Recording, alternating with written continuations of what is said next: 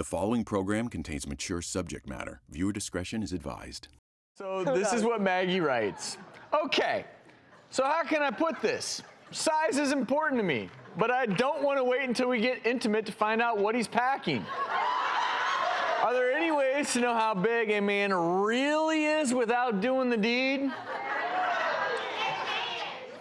How about, okay, yeah, and that's what we're going to talk about. There you go.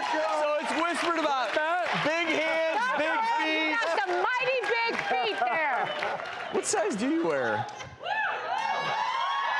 Is that you, Dr. Spitz?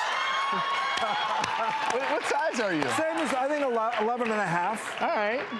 Well, joining us now via Skype, urologist and the author of the penis book, Dr. Aaron Spitz. All right. You gotta weigh in here. All these women think that they're gonna look at some guy's shoes and know that exactly what they're gonna get in the sack. I mean, come on.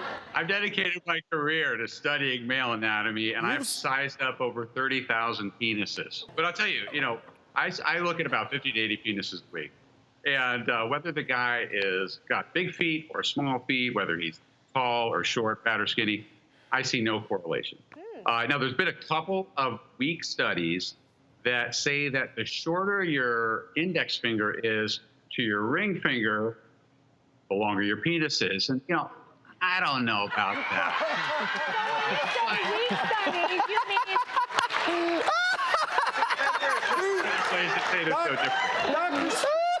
And it was a few years back, we did this Peter Meter study, and we looked at glove size, foot size, and that relationship between those fingers, right? It's the relationship, the pinky to the ring finger. The first finger and the ring finger. That's right. Yeah. That's okay. All right, guys. But again, check it out. I mean, it's a very weak correlation. There's just as many studies that say there's none. I mean, even our political leaders disagree about the relationship between hand size and penis size. All right, so Dr. Spitz, then, this woman, Maggie, asked the question, is there any way? So if it's not hand size, foot size, is there any way at all? Well, aside from the twinkle in his eye, she's really going to have to take a look under the hood. All right. And besides, what most women really want is a guy who's got a big heart. Aw. Okay. Yeah. Okay, that's very sweet, Dr. Spitz. But I have a bone to pick with the men in the room. I mean, with us, you can kind of see what you're getting.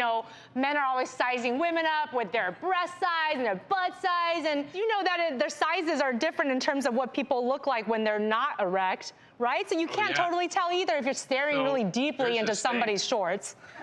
So there are growers and there are showers, and a lot of guys get anxious when they're comparing themselves in the locker room. And the fact of the matter is, the larger flaccid penis does not grow as much as the smaller flaccid penis. So this is a case of big things coming in small packages. So really, trying to compare yourself to others if you're not a trained professional like myself is a fool's errand. The vast majority of guys who come into the doctor's office wanting penis enlargement, concerned that they're too small, are actually completely normal. Mm-hmm. And in fact, a lot of the truly smaller guys who are actually statistically smaller don't come in because they're having happy sexual lives, fulfilling love lives. So what is the average? The average erection is about 5.5 inches. It ranges from about 4.8 inches to 6.2 inches. Anywhere in between there is normal. Thank you once again, sir, for joining us.